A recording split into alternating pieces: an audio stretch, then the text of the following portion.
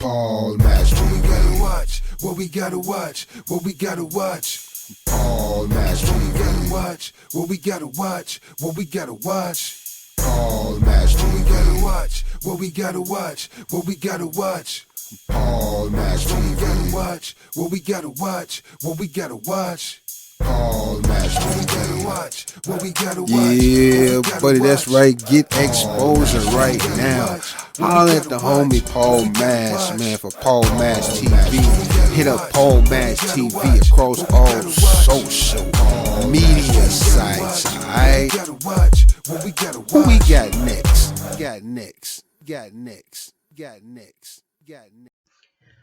Well, hello there. It's Paul Mash TV time again. I'm your host, Paul Mash, of course, and want to thank you for joining us. And we've been getting a lot of great feedback, and we appreciate you giving us your feedback and telling us what you think about the show. And if you still haven't had a chance to do that yet, there's several ways you could do that. First of all, there's good old-fashioned email, paulmashtv, all one word, at gmail.com. And that's not just for fan info, that's for band and solo artist info. And we'll tell you how to be on the show. And don't forget to subscribe here on YouTube and click the bell, and you'll always get the latest interviews whenever they become available. And also there's Facebook, facebook.com/PaulMashTV. Feel free to like the page and inboxes and comment on that section there. And we love to hear from you there. And we have an official website as well. And all that we just talked about will be recapped on the closing credits of the show, so we hope you'll stay tuned for that. Right now we have DMysticMC from Toronto, Canada, another hip-hop artist, and that's very talented, and I think you'll see right at the end of the interview when we play the song. So we'll get to that in just a moment, but first here's a quick word from Click Jam. Don't go away.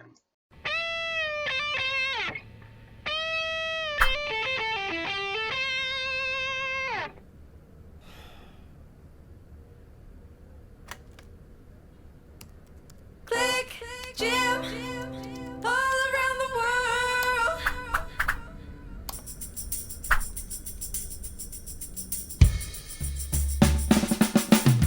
One thing I can't do is disappoint my fans. All the people around the world come and join the band. I said I'm happy as I ever been.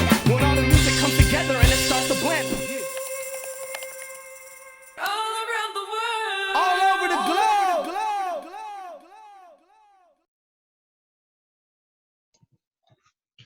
All right, it's interview time again, and with us from Toronto, Canada, we have DMysticMC. Thanks for joining us. What's up, people? How's everybody doing?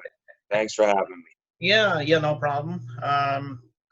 The question I usually like to start off with, because everybody has their own story, but I want to hear how DMysticMC decided he wanted to become a musician. I mean, did you fall into it? Have you always been interested in music? I mean, tell us in your own words, though.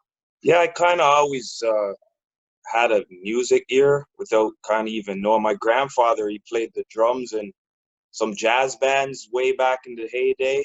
Mm-hmm. And it was during middle school and about grade 7. You know, band was starting to form and music classes were happening in the curriculum up here. And I wanted to play drums.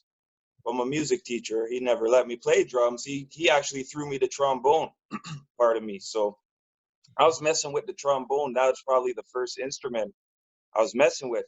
But one class, he wasn't in class, and we kind of set up the drum kit quick, and I just jumped on him. And I was like, I had a natural thing for it.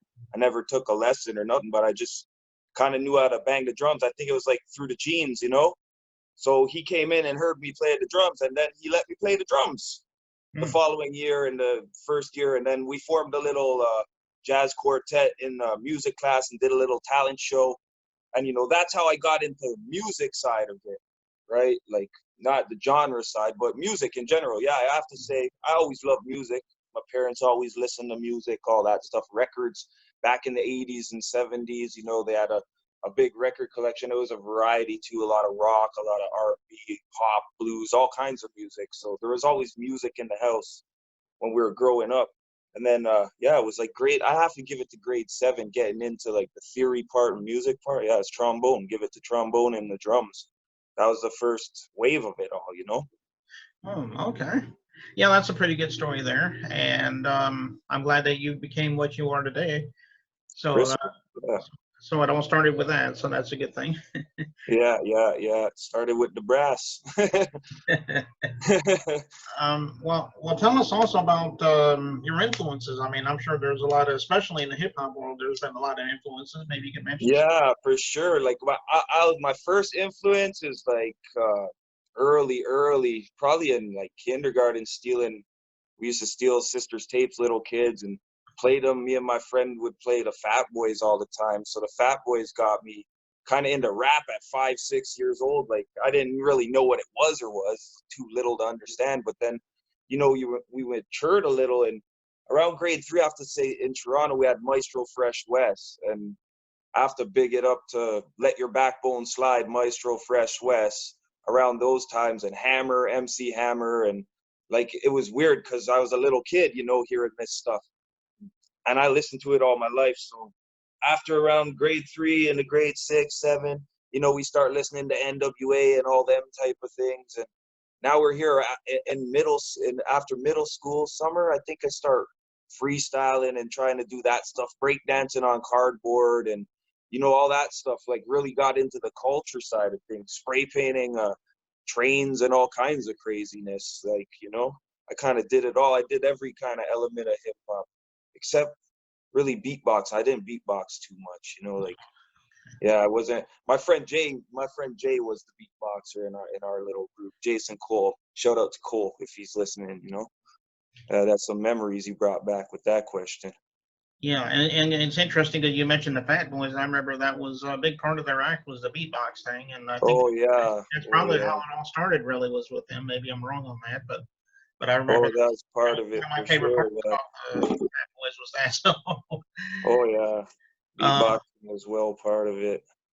okay, well, tell us about your music. I mean, can you? I mean, do you have any albums? Can you? And are they physical copies or are they all streaming? Maybe you can talk about that as well. Yeah, right now, all the physical copies are actually sold out. We're in the works of pressing some new stuff, but we got everything digital out there online. So, you can find us, this hashtag on the hat, if you guys could see it there. And, you can Google at DMysticMC. It's all over the place. Tidal, YouTube, Spotify. We got Facebook, all that. So we're just putting in work. And you had a guest on here a couple of days ago. I seen Shameless Plug. That's my homie. We just finished a project together. So that's the latest thing that's out. It's called Bar Mitzvah 1. It's up on Shameless Plug Spotify. So. Okay. Yeah, and Shameless Plug was on our show recently. He was one heck of a guy, and we're welcome to have him back again sometime. Shout out Um, to Shame. Yeah, man. That's my homeboy. yeah, okay. Well, why don't you tell us about this song? I guess it's called Jane Street. Is there a story behind that? Maybe you could talk about that.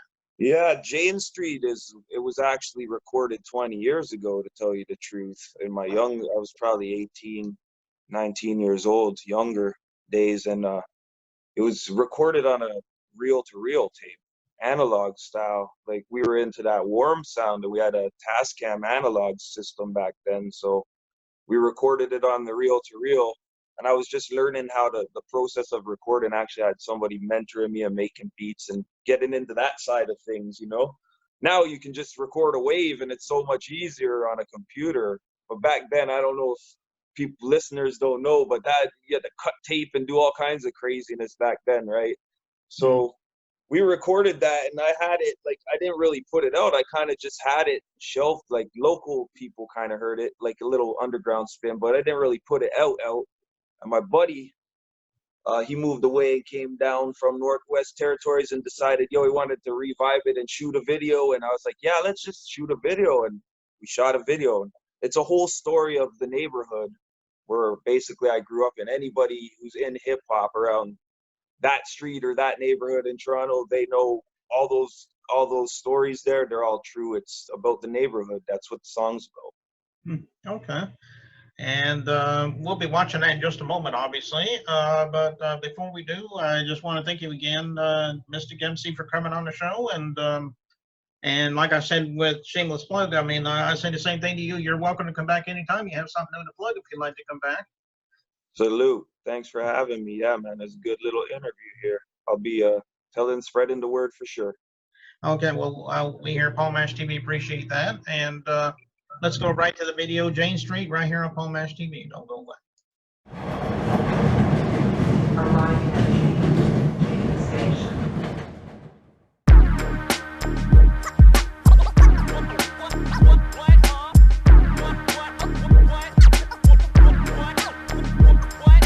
JANESTREET, Domestic MC. JANESTREET, Domestic MC. Let me tell you, I built a Jane strip. We got Bloods and we got Crips. The night shift, pistol spit, the rat snitch. Girls tricks, domestic violence. Gangs, crews, blunts, booze. Prostitutes, dirty needles in the park, fiends use. Substance abuse, there's bums standing on the corner selling outreach news. Kids confused, city TV news, ravers and the lewds. Condoms that are used, hydro in the cess. Security guards with the bulletproof vests. Drugs dealt in the lobbies, other projects. This is what I rep, this is what I rep. JANESTREET, Domestic MC. JANESTREET, Domestic MC. You could catch a gun blast from Jane and Dundas all the way to Dewey and Falstaff. Lungs collapse, you could get jumped by a crew with baseball bats for your shoes and your hat. Nowadays this rap makes kids act like what they see. Too much vibe on BET and don't believe what you see on the screen. The panoramic scheme, products placed in between. Nothing's as it seems, there's no I in team. High self-esteem, the color of green. We represent Metro Toronto housing. Sing, sing. JANESTREET, Domestic MC. JANESTREET, Domestic MC. It's the JANESTREET, Domestic MC. The JANESTREET, Domestic MC.